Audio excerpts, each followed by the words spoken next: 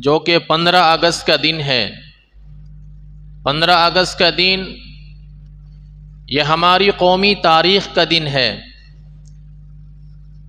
जिस दिन हम हिंदुस्तानियों को अंग्रेज़ों की ग़ुलामी से निजात मिली और हमारा ये मुल्क अंग्रेज़ों की ग़ुलामी की चुंगल से आज़ाद हुआ और आज़ादी की रोशन फ़िज़ा में हम हिंदुस्तानियों ने सांस लिया। मेरे मोहतरम बुज़ुर्गों, नौजवान साथियों, ये आज़ादी हमें ऐसे ही हासिल नहीं हो गई कि चंद लोगों ने मिल कर के अंग्रेज़ों से मुकाबला किया और इस मुल्क को आज़ाद करा लिया। ऐसा नहीं था, बल्कि ये आज़ादी जो 15 अगस्त 1947 को हमें हासिल हुई, इसके पीछे 150 साल की जिद्दोजहद और अजीम कुर्बानियों की तारीख मौजूद है। 1756 से लेकर के और 1947 ईस्वी तक ये तकरीबन 150 साल तारीख है कि जिस दौरान हमारे अजीम जांबाजों ने अजीम कुर्बानियाँ देकर इस मुल्क को आज़ाद कराया और अंग्रेज़ों को यहाँ से निकलने पर मजबूर कर दिया। मेरे मोहतरम बुजुर्गों, अजीज़ दोस्तों, हर मजहब के अंदर और हर इंसान के नज़दीक आज़ादी का एक अलग अलग तसव्वुर पाया जाता है। अगर हमारे नौजवानों से पूछा जाए कि बताओ तुम्हारे नज़दीक फ्रीडम क्या है, आज़ादी का मतलब क्या है, आज़ादी का कॉन्सेप्ट और आज़ादी का तसव्वुर क्या है, तो हमारे नौजवान आज़ादी का एक अलग ही कॉन्सेप्ट पेश करेंगे और आज़ादी का एक अलग ही तसव्वुर पेश करेंगे। इसलिए कि हमारे ख्याल के मुताबिक हमारे नौजवानों के नज़दीक आज़ादी का कॉन्सेप्ट ये है, आज़ादी का तसव्वुर ये है और उनकी ख्वाहिश, उनकी चाहत ये है कि जो हमारी पर्सनल लाइफ है, जो हमारी ज़िंदगी है, उसके अंदर कोई भी इंसान इंटरफेयर ना करे, ना हमारे पेरेंट्स इंटरफेयर करें, ना हमारे कोई बड़े छोटे इंटरफेयर करें, बल्कि हमें हर तरीके से अपनी लाइफ को एंजॉय करने की आज़ादी मिलनी चाहिए। बेहयाई से लेकर के नजरों से नजरें मिलाने की आज़ादी चाहिए। ये हमारे नौजवानों के नज़दीक आज़ादी का कॉन्सेप्ट और आज़ादी का तसव्वुर आप हज़रात को मिलेगा। वो कहते हैं कि हमें बिल्कुल ऐसी लाइफ चाहिए कि जिसके अंदर हमारे पेरेंट्स, हमारे बड़े छोटे या हमारे असातिज़ा कोई भी इंटरफेयर न करे, चाहे हम बेहयाई करें, चाहे हम फहाशी करें, चाहे हम बदनज़री करें और चाहे अपनी ज़िंदगी, अपनी लाइफ को किसी भी तरीके से गुजारें। वो चाहते हैं कि आज़ादी का ये कॉन्सेप्ट और आज़ादी का ये तसव्वुर है। और एक मजहब इस्लाम ने आज़ादी का एक कॉन्सेप्ट पेश किया, आज़ादी का एक तसव्वुर पेश किया है। वो एक अलग है, एक अलग टॉपिक है। इंशाअल्लाह अगर वक्त रहा तो उसके मुताल्लिक भी कुछ हज़रात के सामने अर्ज करूंगा। एक है हमारे भारत देश की आज़ादी का कॉन्सेप्ट कि हमारा भारत देश, हमारा ये प्यारा वतन, हमारा ये प्यारा मुल्क किस तरीके से अंग्रेजों की चुंगल में फंसा, किस तरीके से ये गुलामी की जंजीरों में जकड़ा गया और फिर किस तरीके से जिद्दोजहद करके इस मुल्क को और मुल्क के बाशिंदों को अंग्रेज की गुलामी से आज़ाद कराया गया। इसकी पूरी एक मुकम्मल तारीख मौजूद है। 13वीं सदी ईस्वी के अंदर मुसलमान हिंदुस्तान के अंदर इंटर हुए, दाखिल हुए। उससे पहले ये भारत मुल्क, ये हिंदुस्तान टुकड़ों में बटा हुआ था। हर इलाके का एक राजा हुआ करता था और हर राजा का अपना एक अलग देश हुआ करता था। मुसलमान जब हिंदुस्तान के अंदर, भारत के अंदर आए तो उन टुकड़ियों को मिलाकर के एक अखंड भारत का निर्माण किया और मुसलमानों के दौरे हुकूमत के अंदर हिंदुस्तान की सरहदें अफगानिस्तान से लेकर इराक तक पहुंच चुकी थी। अखंड भारत मुसलमानों ने बनाया था। सबसे पहले मुसलमानों ने दिल्ली से दिल्ली से सरकार चलाने का कानून और नियम बनाया और निज़ाम और एक सिस्टम बनाया, और आज तक दिल्ली से ही हिंदुस्तान का निज़ाम और सिस्टम चलता है। हिंदुस्तान की राजधानी अगर किसी को कहा जाता है तो वो दिल्ली को कहा जाता है। मुसलमानों ने सबसे पहले दिल्ली से हुकूमत चलाने का निज़ाम और सिस्टम बनाया।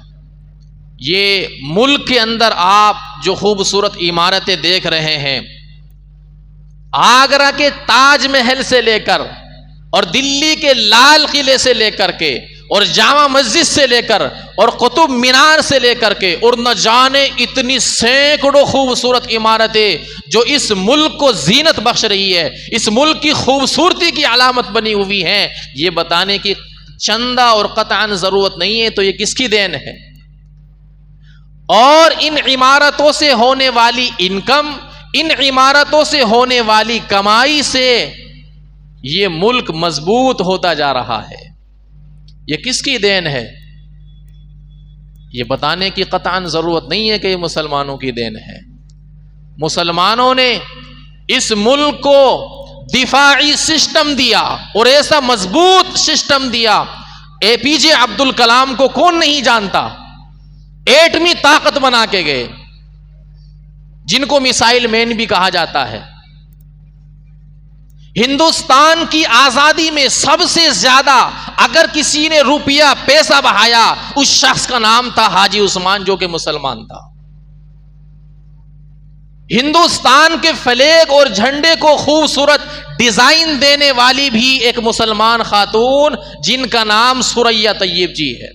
हिंदुस्तान को सबसे ज्यादा खूबसूरत तराना किसने पेश किया? सारे जहां से अच्छा हिंदुस्तान हमारा, ये किसने दिया? अल्लामा इकबाल रहमतुल्लाह अलैह ने दिया। इनकिलाब जिंदाबाद का नारा किसने दिया? हजरत मौलाना हसरत अली मुहानी रहमतुल्लाह अलैह ने दिया, जिनको अंग्रेज ने गिरफ्तार करके जेल के अंदर डाल दिया था, जिन्होंने कैदो बंद की सऊबतें और मशक्कतें बर्दाश्त की और हर रोज जेल के अंदर उनको 1 मन गेहूं पीसने की सजा दी जाती थी। हजरत मौलाना मोहम्मद अली जौहर रहमतुल्लाह अलैह 1920 के अंदर तहरीक खिलाफत के वफ्द की कायद की हैसियत से इंग्लिस्तान गए, लंदन गए और लंदन जाकर के ये अपनी मारूजात पेश की कि मैं तुम्हारे पाये तख्त में इसलिए आया हूं अंग्रेजों, या तो आपसे हिंदुस्तान की आजादी का परवाना लेकर के जाऊंगा, नहीं तो गुलाम मुल्क में हरगिज वापस नहीं जाऊंगा, कि गुलाम मुल्क में वापस नहीं जाऊंगा, और अगर मेरा इंतकाल हो जाए, मैं मर जाऊं, तो आजाद मुल्क में कम से कम मुझे 2 गज जगह दफन होने के लिए दे दो। यह है मौलाना मोहम्मद अली जौहर रहमतुल्लाह अलैह। इनके भाई है मौलाना शौकत रहमतुल्लाह अलैह, जिनका ताल्लुक था रामपुर से, रामपुर से जिनका ताल्लुक था। चुनाचे बीमार हो गए। इनसे पहले इनकी बेटी बीमार हो गई थी, आमीना नाम था, लागिर हो गई, कमजोर हो गई। लेकिन बेटी की कमजोरियां, बेटी की मजबूरियां आजादी की जिद्दोजहद के अंदर रुकावट नहीं बनी और रोड़ा नहीं बनी, बल्कि ये फरमाया, बेटी अगर मैं वापस आया तो मुलाकात होगी, और अगर वापस ना आया, शहीद हो गया, तो हौज़े कौसर पर मुलाकात होगी। ये हमारे अकाबिरीन बुजुर्गान दीन। चुनाचे दिल का दौरा पड़ा, हार्ट अटैक आया और इंतकाल फरमा गए। हिंदुस्तान के तमाम मुसलमानों ने सड़कों पर निकल करके जबरदस्त एहतिजाज किया और मुतालबा पेश किया। कहा कि इस मर्द मुजाहिद की लाश को हमारे हवाले किया जाए ताकि हम हिंदुस्तान के अंदर इसको दफन कर। किसी कहने वाले ने कहा कि इनकी आखिरी ख्वाहिश, आखिरी तमन्ना यह थी कि गुलाम मुल्क में दफन होना नहीं चाहता, गुलाम मुल्क में वापस आना नहीं चाहता, किसी आजाद मुल्क के अंदर 2 गज जगह चाहिए दफन होने के लिए। चुनाचे हिंदुस्तान के मुसलमानों ने मुतालबात किए कि नहीं, इस मर्द मुजाहिद को हम हिंद लेकर के आएंगे और यहां दफन करेंगे। बिल आखिर अल्लाह तबारक व तआला नियतों के मुताबिक फैसला करता है। अल्लाह तबारक व तआला आपके अकीदे के मुताबिक फैसला करता है, सरजमीन अंबिया से, फलस्तीन से मुसलमानों ने पैगाम भेजा कि इस मर्द मुजाहिद को हमारे हवाले किया जाए और हमारे पास इसकी लाश को भेजा जाए, ताकि सरजमीन अंबिया फलस्तीन के अंदर, बैतुल मुक़द्दस के अंदर और मस्जिद के आसपास के इलाके के अंदर हम इस मर्द मुजाहिद को दफन करेंगे। यह उनकी हुस्न नीयत थी, ये उनकी अच्छी नीयत का तकाजा था कि अल्लाह रब्बुल इज्जत ने हजरत मौलाना मोहम्मद अली जौहर रहमतुल्लाह अलैह, जो हिंदुस्तान की आज़ादी का परवाना लेने के लिए अंग्रेज़ों के पाए तख्त लंदन पहुंच गए थे 1920 के अंदर, वहां पर इंतकाल हुआ तो सरजमीन अंबिया से बुलावा आया कि यहां पर लिखा है हिस्ट्री के अंदर, तारीख के अंदर, तकरीबन 1.5 लाख फलस्तीन के मुसलमानों ने इनकी नमाज जनाजा अदा की। और नमाज जनाजा किसने पढ़ाई? मस्जिद अक्सा के इमाम थे उस वक़्त मोहम्मद अमीनुल हुसैनी, उन्होंने इनकी नमाज जनाजा अदा फरमाई। और ये मर्द मुजाहिद मोहम्मद अली जौहर फ़लस्तीन के अंदर, बैतुल मुक़द्दस के अंदर, मस्जिद अक्सा के आसपास इनको दफन किया गया। एक मरतबा अंग्रेज़ ने गिरफ्तार कर लिया, जेल के अंदर थे, तो किसी ने अफवाह उड़ा दी कि मोहम्मद अली जौहर अंग्रेज़ों से माफ़ी नामा लिखने की फिराक में है, माफ़ी मांगने की फिराक में है। इनकी अम्मा तक ये खबर पहुंच गई, जिनका नाम था बी अम्मा, और उन्होंने कहा कि मेरा बेटा और अंग्रेज़ों के सामने गर्दन झुकाएगा, अंग्रेज़ों से माफ़िया मांगेगा, कतअन इसको हरगिज बर्दाश्त नहीं कर सकती। चुनाचे मोहम्मद अली जौहर से मिलने के लिए आई और आकर के कहा कि बेटा, मैंने सुना है कि तुम अंग्रेजों से माफिया मांगने के लिए माफी नामा लिख रहे हो, सुन लो कान खोल करके। मैं हिस्ट्री के अंदर, मैं तारीख के अंदर इस बात से फेमस नहीं होना चाहती कि बी अम्मा एक गद्दार की मां थी, इसलिए माफी नामा लिखने से पहले मैं तुम्हारा गला घोट दूंगी और तुम्हें रुखसत कर दूंगी। गद्दार की अम्मा कहलाने का मुझे हरगिज शौक नहीं है, बल्कि एक वफादार मर्द मुजाहिद की हैसियत से, जिसने हिंदुस्तान की आज़ादी के लिए इतनी जिद्दोजहद की और इतनी कोशिशें और इतनी मेहनतें की, एक शहीद की अम्मा कहलाने की हकदार हो। अगर अंग्रेज़ों से माफ़ी मांगने के बारे में सोचा तो माफ़ी से पहले मैं तेरा गला खुद घोट दूंगी, तुझे खुद ख़त्म कर दूंगी। अपनी तकरीरों से, अपनी तहरीरों से हिंदुस्तान की गलियों के अंदर आज़ादी के लिए एक आग लगा दी। ये थे मौलाना मोहम्मद अली जौहर रहमतुल्लाह अलैह। इनके भाई थे मौलाना शौकत रहमतुल्लाह अलैह। मेरा मोहतरम बुजुर्गों, अजीज दोस्तों,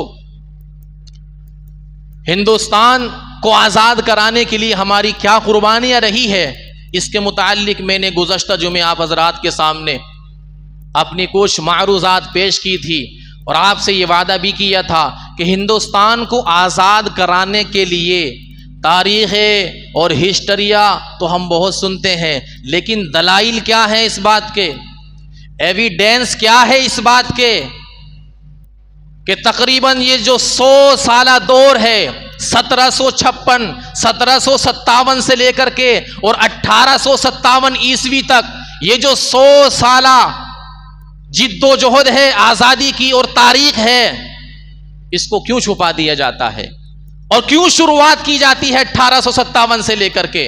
1857 की जंग आज़ादी का ही खालिस जिक्र क्यों किया जाता है? इसलिए जिक्र किया जाता है खालिस 1857 की जंग आज़ादी का, क्योंकि 1857 की जो जंग आज़ादी अंग्रेज़ों के साथ लड़ी गई, उसके अंदर मुल्क का हर शहरी किसी भी मजहब से ताल्लुक़ रखता था, या मुसलमान था, या कोई हमारा हिंदू भाई था, या कोई सिख था, हर मजहब के हर फर्द ने, हर इंसान ने, जिसके दिल के अंदर अपने वतन की मोहब्बत थी, सब ने मिलकर के 1857 की जंग आज़ादी लड़ी। लेकिन मैं पूछना चाहता हूं, 1857 से पहले की जो 100 साल तारीख है, जो 100 साल तारीख है, जो नवाब सिराजुद्दौला के बाप से शुरू होती है, नवाब वली अर्दी खान से शुरू होती है। नवाब वली अर्दी खान ने सबसे पहले अंग्रेजों के इस डर को महसूस किया कि ये धीरे धीरे पूरे मुल्क पर फैल करके काबिज होना चाहता है। चुनाचे सबसे पहली जो अंग्रेजों के खिलाफ आलमी जिहाद बुलंद किया, नवाब वली अर्दी खान ने 1756 के अंदर जो अंग्रेजों से लड़ाई लड़ी है, उसके अंदर बाकायदा नवाब वली अर्दी खान को फतह हासिल हुई है। वहीं से अंग्रेजों ने यह पॉलिसी अपनाई थी और यह रास्ता अपनाया था कि भाई इनसे मैदानों के अंदर मुकाबला नहीं किया जा सकता। चुनाचे उनके दरबारों की बाकायदा वफादारियां खरीदनी शुरू की, उनके दरबारों की वफादारियां खरीदनी शुरू की और उनसे गद्दारियां करवाई। नवाब सिराजुद्दौला को किसने शहीद करवाया? उसका सिपह सालार था मीर जाफर। सुल्तान टीपू को किसने शहीद करवाया? उसका सिपह सालार था, उसका वजीर था मीर सादिक। सुल्तान टीपू रहमतुल्लाह अलैह से जिस वक्त अंग्रेज की लड़ाई हुई है, ये मर्द मुजाहिद मैदान के अंदर आया तो ये जख्म खा करके गिर गया।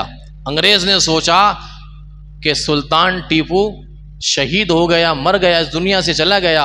चुनाचे एक अंग्रेज आया चेक करने के लिए पास में, घंटों तक किसी के पास आने की हिम्मत न हुई सुल्तान टीपू रहमतुल्लाह अलैह के, इसलिए कि खालिस ये कोई लीडर ही नहीं था।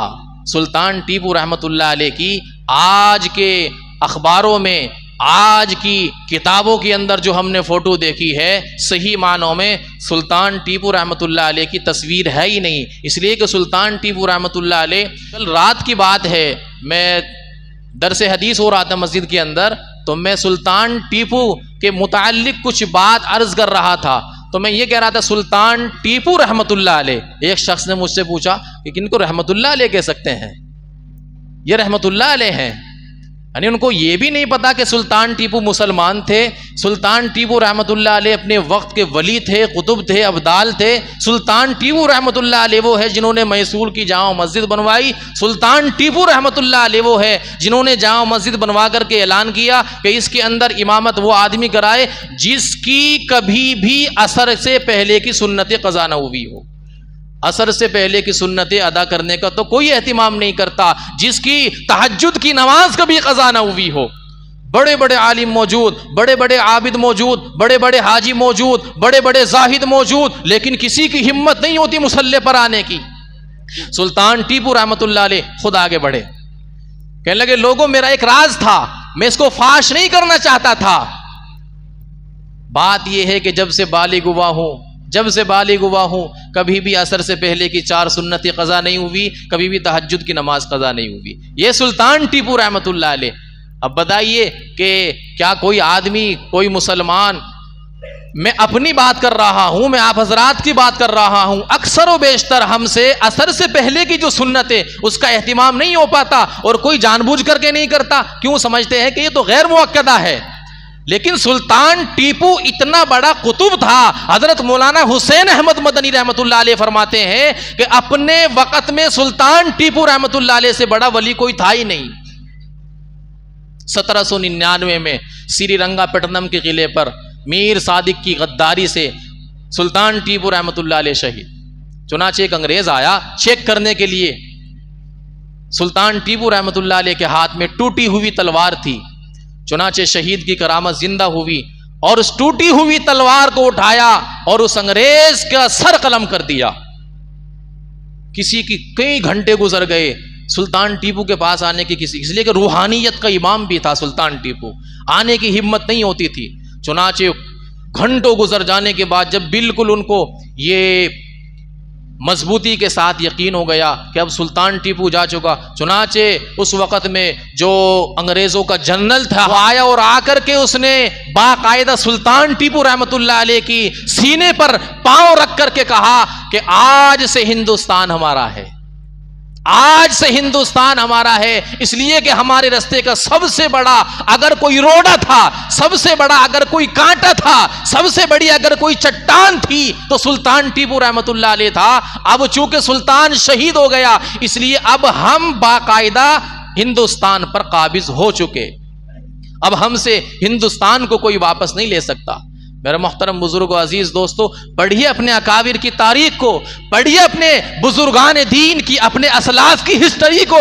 मौलाना हुसैन अहमद मदनी रहमतुल्लाह अलैह थे जिन्होंने बाकायदा अंग्रेजों के खिलाफ फतवा दिया कि अंग्रेजों की फौज में दाखिल होना हराम है। इनके ऊपर कराची के अंदर मुकदमा चलाया गया। अंग्रेज ने पूछा, हुसैन अहमद जानते हो जो तुमने फतवा दिया इसका अंजाम क्या होगा?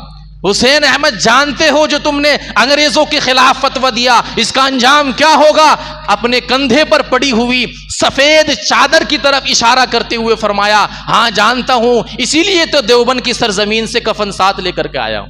मौलाना हुसैन अहमद मदनी रहमतुल्लाह अलैह जिन्होंने तकरीबन 4 साल तक माल्टा की जेल में अपने उस्ताद की खिदमत की, शेखुल हिंद मौलाना महमूदुल हसन साहब देवबंदी रहमतुल्लाह अलैह, 4 साल तक तकरीबन खिदमत की। मेरे मोहतरम बुजुर्गो अजीज दोस्तों, आज हम देखते हैं इस मुल्क के अंदर मुसलमानों के साथ सुलूक किया जा रहा है। क्या इनको तारीख से वाकफियत नहीं है? जानबूझकर मुसलमानों की हिस्ट्री को तारीख की किताबों से निकाला जा रहा है। शहीद अशफाकुल्लाह खान का नाम निकाल दिया गया। शहीद अशफाकुल्लाह खान कौन था? जो 22 अक्टूबर को 1900 ईस्वी को शाहजहांपुर में पैदा हुआ और 19 दिसंबर 1927 ईस्वी को फैजाबाद जेल के अंदर जिनको फांसी दे दी गई।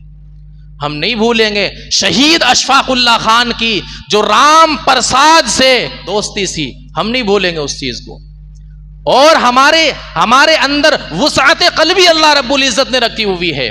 अगर कहीं पर हमारी हिस्ट्री मौजूद है, साथ में तुम्हारा नाम भी मौजूद है, तो हम उसको फरामोश नहीं करेंगे, हम नहीं छुपाते। शहीद अशफाकुल्लाह खान के नाम के साथ जब राम प्रसाद बिस्मिल पंडित का नाम आता है तो हम नहीं छुपाते, बल्कि हम बताते हैं तो इतने गहरे दोस्त थे कि शहीद अशफाकुल्लाह खान को जब अंग्रेज ने गिरफ्तार किया और फैजाबाद के अंदर जेल के अंदर उनको लेके जाने लगा, तो चुनाचे अंग्रेज ने पेशकश की, अंग्रेज ने शहीद अशफाकुल्लाह खान को लालच दिया और डराया भी, धमकाया भी और कहा कि अशफाकुल्लाह अगर तुम राम प्रसाद पंडित के खिलाफ, राम प्रसाद बिस्मिल के खिलाफ सरकारी गवाह बन जाओ, तुम्हारी फांसी की सजा माफ हो सकती है। शहीद अशफाकुल्लाह खान ने कहा कि मेरी जान तो जा सकती है, मेरी जान के टुकड़े तो हो सकते हैं, लेकिन राम प्रसाद बिस्मिल अपने दोस्त के खिलाफ सरकारी गवाह बन जाओ, अंग्रेज अपने खाम ख्याली अपने दिमाग में से निकाल देना इस बात को। चुनाचे इन लोगों ने बाकायदा एक ट्रेन को रोका था, शहीद अशफाकुल्लाह खान साहब और इसी तरीके से राम प्रसाद बिस्मिल, राजेंद्र नाथ और जनाब इसी तरीके से रोशन सिंह साहब, इन्होंने अपने साथियों को लेकर के एक ट्रेन को रोका था जिसके अंदर अंग्रेजी हुकूमत का खजाना जा रहा था, अंग्रेजी हुकूमत का खजाना जा रहा था। मकसद ये था कि इस खजाने को हिंदुस्तान को आज़ाद कराने के लिए इस्तेमाल किया जाएगा। चुनाची गिरफ्तारियां हो गई और इसके नतीजे में फांसी की सज़ा हो गई। तो मेरे मोहतरम बुजुर्गों अजीज़ दोस्तों, इस बात के बहुत सारे शवाहिद हैं और इस बात के बहुत सारे दलाइल हैं। आप देखिए 1857 की जो जंग आज़ादी लड़ी गई, 2 लाख तकरीबन मुसलमान शहीद हुए, उसके अंदर 2 लाख मुसलमान तकरीबन शहीद हुए 1857 की जंग आज़ादी लड़ने के नतीजे में। 51,500 उलमा इकराम शहीद हुए तकरीबन, और 1857 से बाद में तकरीबन 3 साल के अरसे के अंदर 22,500 उलमा इकराम को फांसी की सजा दी गई है।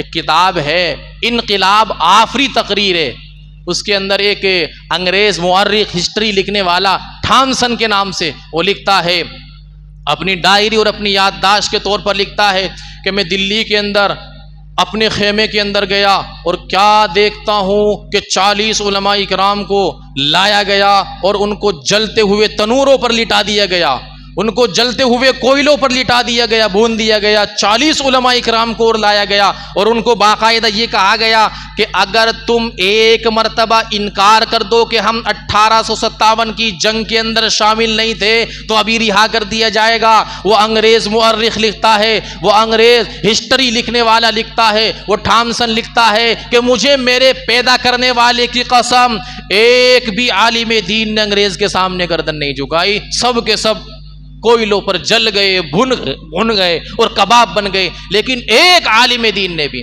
लिखा, दिल्ली के चांदनी चौक से लेकर के और पाकिस्तान के खैबर तक कोई दरख्त ऐसा नहीं था जिस पर किसी आलिम दीन की लाश न लटकी हुई हो। मुसलमानों को जिंदा होने की हालत में खिंजीरों की खालों के अंदर बंद करके जलते हुए तनूरों के अंदर डाल करके भून दिया जाता था। इसी 1857 की जंग आज़ादी जो लड़ी गई, इसके मुख्तलिफ महाज बनाए गए। एक शामली का महाज था, शामली के मैदानों के अंदर, और एक अम्बाला के अंदर मौलाना जाफर थानेसरी रहमतुल्लाह अलैह और उनके जो दोस्त व अहबाब थे उनकी क़ियादत में अम्बाला के अंदर एक महाज कायम किया गया। चुनाचे अम्बाला से मौलाना जाफर थानेसरी रहमतुल्लाह अलैह और उनके साथियों को गिरफ्तार कर लिया गया। अंग्रेज ने जेल के अंदर डाल दिया और अम्बाला से लेके चले मुल्तान जेल तक। अम्बाला से मुल्तान जेल तक उनको रेल के डब्बे के अंदर बिठा के लाया गया। मौलाना जाफर थानेसरी फरमाते हैं कि 22 घंटे के बाद हमें थोड़ा सा पानी दिया जाता था, 25 घंटे गुजर जाने के बाद हमें थोड़ा सा खाना मिलता था। और क्या बताऊं कि अंग्रेजों ने हमें से पिंजरे के अंदर बंद कर दिया जो नोकीला पिंजरा था। अगर हम खड़े होते थे उसकी पिंजरे की नोक हमारे सर के अंदर चुभती थी, अगर हम बैठते थे तो हमारी जो है पीठ के अंदर चुभती थी, टेक लगाते थे तो भी चुभती थी।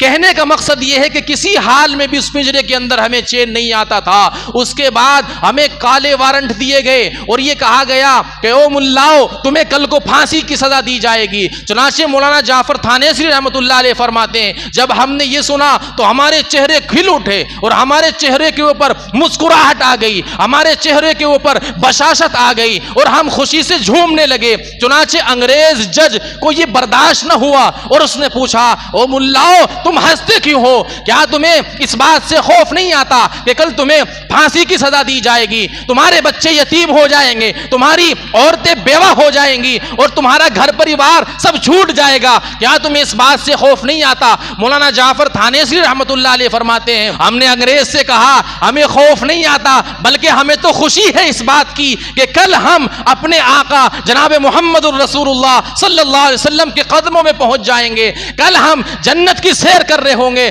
चुनाचे अंग्रेज को हमारी खुशी बर्दाश्त नहीं हुई और कहा कि इनकी फांसी की सजा कैंसिल और 14-14 साल के लिए काला पानी की सजा दी जाती है।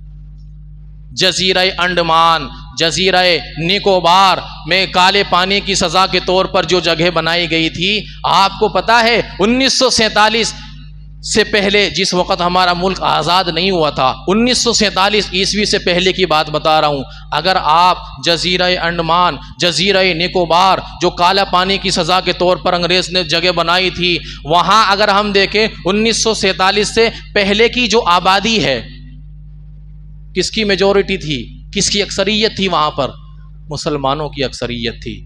1947 ईस्वी से पहले की। क्यों भाई?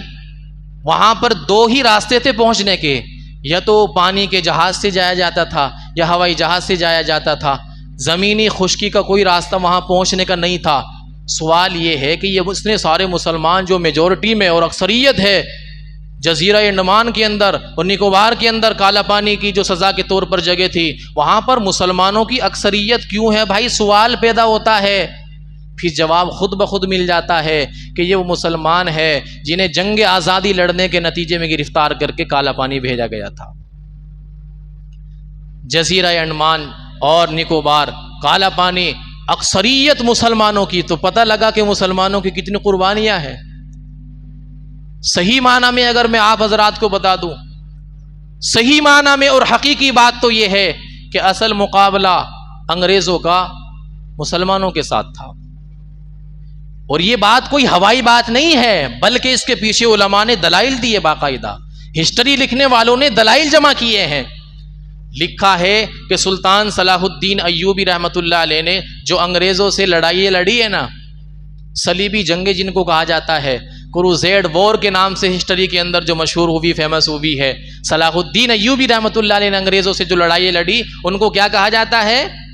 सलीबी जंगे। इंग्लिश में क्या कहते हैं? क्रूसेड वॉर के नाम से। चुनाचे अंग्रेज नसारा को, सलीबियों को जबरदस्त शिकस्त फाश हुई है हर जंग के अंदर। सुल्तान सलाहुद्दीन अय्यूबी रहमतुल्लाह अलैह को अल्लाह ने जबरदस्त फतह अता फरमाई। उनके दिल के अंदर ये आग जल रही थी और ये हसद की आग भड़क रही थी कि कहीं ना कहीं और कभी ना कभी किसी न किसी तरीके से इस मुसलमानों से अपनी हारी हुई जंग का बदला लेना है। सन 1601 ईस्वी में जब अंग्रेज मुल्क के अंदर आया, कलकत्ता के अंदर आया और कलकत्ता के अंदर तिजारत के नाम से आया और ईस्ट इंडिया कंपनी के नाम से यहां पर इंटर हुआ, तो क्यों हुआ? इसलिए हुआ कि उनके जो बड़े जिन्होंने सलाहुद्दीन अय्यूबी रहमतुल्लाह अलैह से जंग हारी थी, सलीबी जंगे, अब वो मुसलमानों से बदला लेना चाहते हैं। और आप हजरात को बता दूं, उस वक़्त में रकबे के हिसाब से भी और आबादी के हिसाब से भी सबसे बड़ा अगर कोई मुल्क था तो हिंदुस्तान था।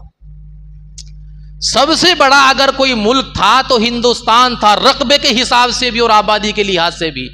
इसलिए मुसलमानों को टारगेट और निशाना बनाने के लिए फिर हिंदुस्तान के अंदर अंग्रेज आए। अब हमारे उलमाए किराम के उनके साथ मुनाजरे हुए, डिबेट्स हुई।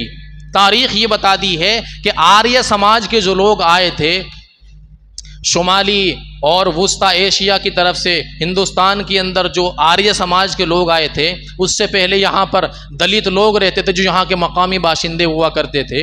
तो शक्ल सूरत के लिहाज से वो ज़्यादा खूबसूरत नहीं थे। जो आर्य समाज के लोग यहाँ पर आए वो शक्ल सूरत के हिसाब से और अपनी नस्ली बरतरी के लिहाज से अपने ख्याल के मुताबिक वो अपने आप को ऊँचा समझवाते थे कि भाई हम ऊँचे लोग हैं। इसीलिए फिर वो ज़ात बिरादरी और ऊँच नीच और छूत अछूत का जो है उन्होंने वो सिस्टम शुरू किया। वो एक अलग टॉपिक है, इंशाअल्लाह फिर कभी उसके ऊपर बात करेंगे। तो चुनाचे मैं ये अर्ज कर रहा था कि सन 1601 ईस्वी के अंदर ईस्ट इंडिया कंपनी के नाम से अंग्रेज यहाँ पर दाखिल हुआ और फिर देखते ही देखते उसने बंगाल पर कब्जा कर लिया और फिर उस वक़्त से ही ये जिद्दोजहद आज़ादी की शुरू हो गई थी। और फिर बाकायदा जो शुरू हुई 1756 और 1757 ईस्वी से लेकर के 1857 के बाद, और फिर जनाब मुसलमानों ने कितनी तहरीकें चलाई। इनकलाब जिंदाबाद का नारा हजरत मौलाना हसरत अली मुहानी रहमतुल्लाह अलैह ने दिया।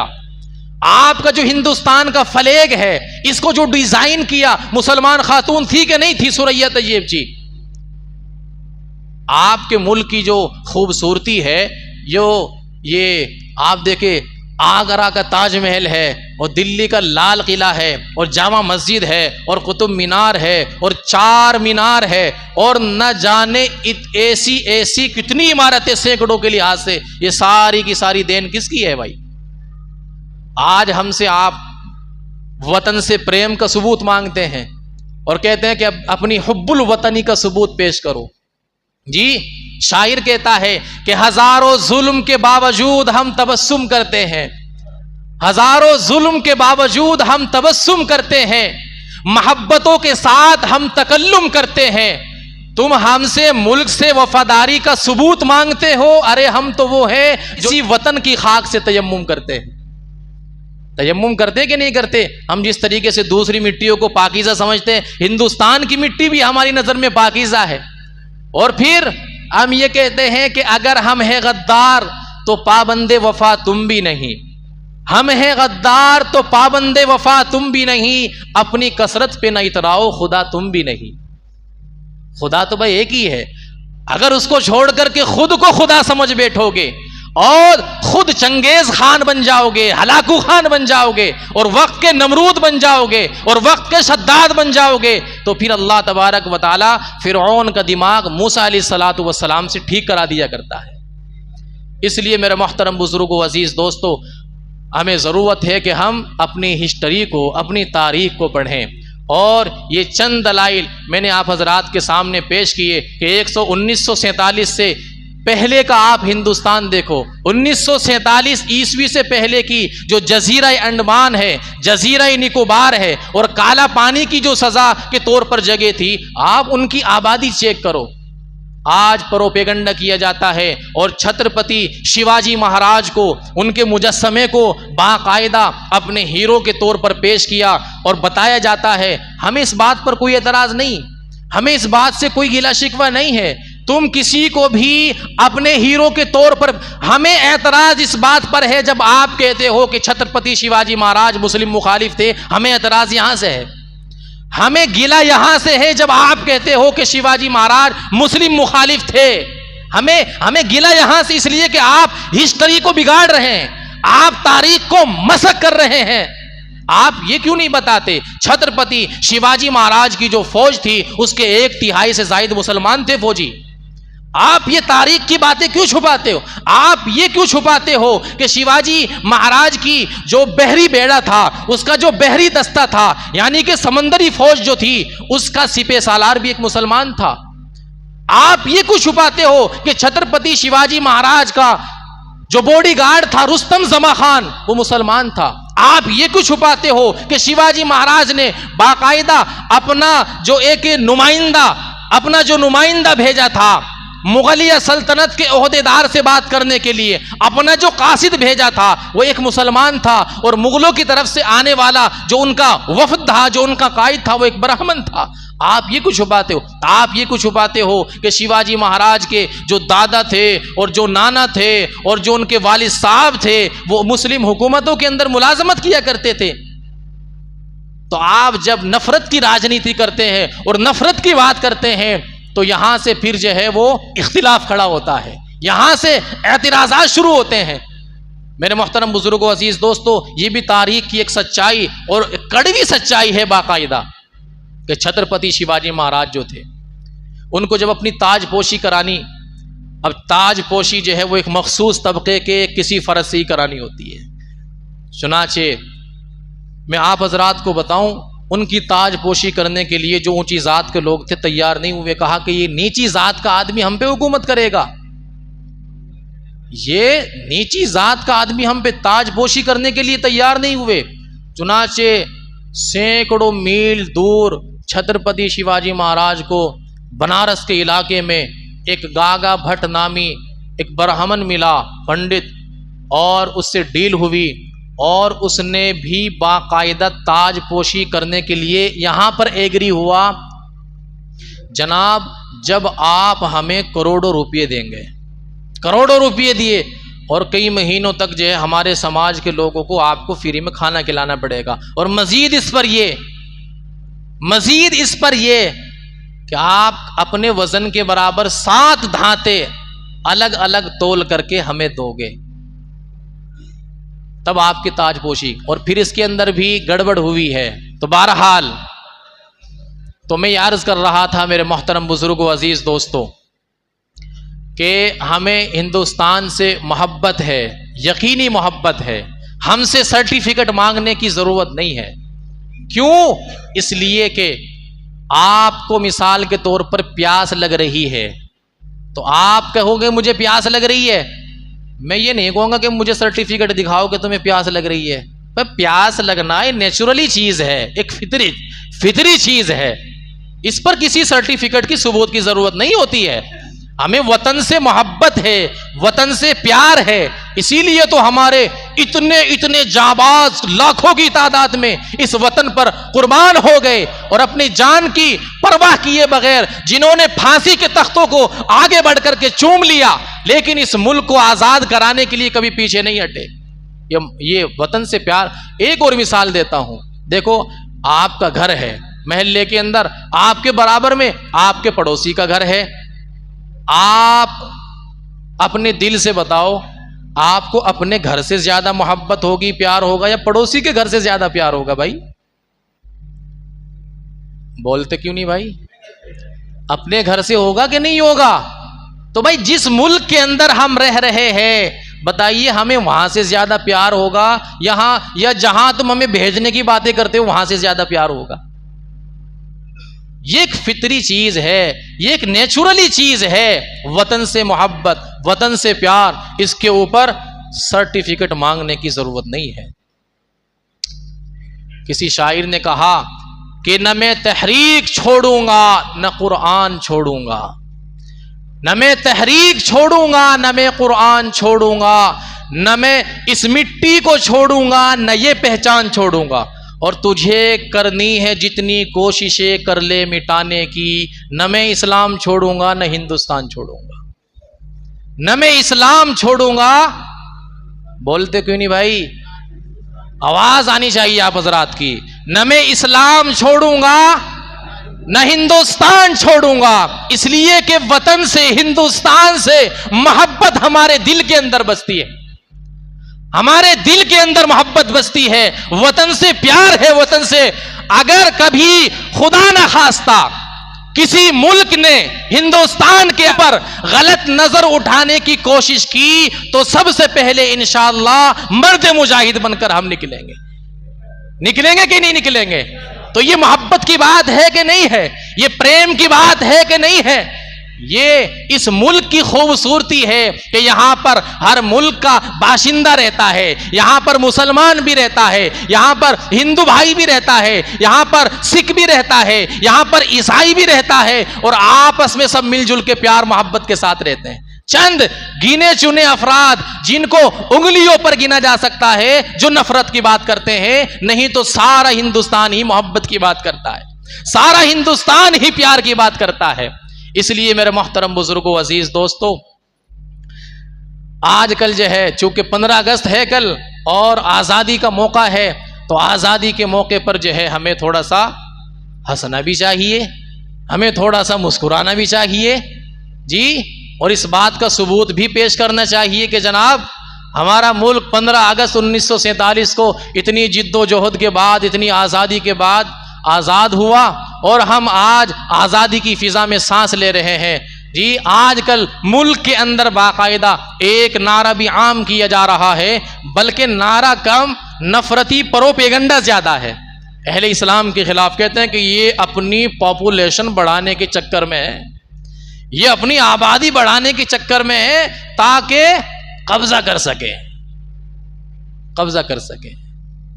बताइए 1951 से लेकर के और आज तक की मैं आपको तमाम की तमाम सरकारी गैर सरकारी सर्वे रिपोर्ट है जो इस प्रोपेगेंडे को गलत साबित करती हैं। ये खुलासा मैंने आप हजरात को बता दिया। 1951 से लेकर के आज तक की तमाम सरकारी गैर सरकारी सर्वे रिपोर्ट इस प्रोपेगेंडे को गलत साबित करती हैं। अब हम इसके आगे आपको क्या जवाब दें? कहते हैं कि नहीं, बच्चे दो ही अच्छे, हम दो हमारे दो। और अल्लाह के नबी की तालीमात क्या है ये बताने की आपको जरूरत नहीं, इसलिए कि सबके सब मुसलमान हैं और मुसलमान अल्लाह के नबी अलैहिस्सलातु वस्सलाम की तालीमात से खूब वाकिफ है। भाई एक मेहमान किसी के यहां पर गए, मेहमानदारी में गए, भाई मेहमानदारी में गए। अब मेहमानदारी में जाके कोई दाल चावल तो खिलाएगा नहीं भाई, या दाल चावल खिला देगा भाई? और हो भी सकता है चटनी रोटी भी खिला दे, खिला सकता है कि नहीं खिला सकता भाई? इसलिए कि मेहमानदारी और मेजबानी तो भाई एक गिलास किसी ने पानी पिला दिया, घूंट पानी पिला दिया तो मेजबानी हो गई। तो एक मेहमान गए किसी के घर पर मेहमानदारी में, चुनाचे घर के बाहर ही प्लेट लगी हुई थी, बच्चे दो ही अच्छे। क्या प्लेट लगी हुई थी भाई? बोलो, बच्चे दो ही अच्छे। अब उन्होंने सोचा भाई दो ही होंगे। अंदर जब गए तो देखा कि 11 अफराद की टीम मौजूद है, पूरी 11 अफराद, 11 बच्चे मौजूद है अंदर। अब उन्होंने कि भाई बाहर कुछ लिखा हुआ है और अंदर कुछ और हो रहा है, तो उन्होंने पूछ लिया कि भाई ये क्या मसला है? तो बाहर तो प्लेट लगाई हुई थी ने कि बच्चे दो ही अच्छे, और अंदर मैंने आके देखा भाई 11 अफराद पर पूरी तूने टीम तैयार कर रखी है। कहने लगा बात यह है कि बाहर जो लिखा वो भी सच है और अंदर जो लिखा हुआ है वो भी सच है। कि क्यों, कैसे सच हो सकता है? कहने लगा इन 11 में से दो ही अच्छे, बाकी सब निकम्मे हैं।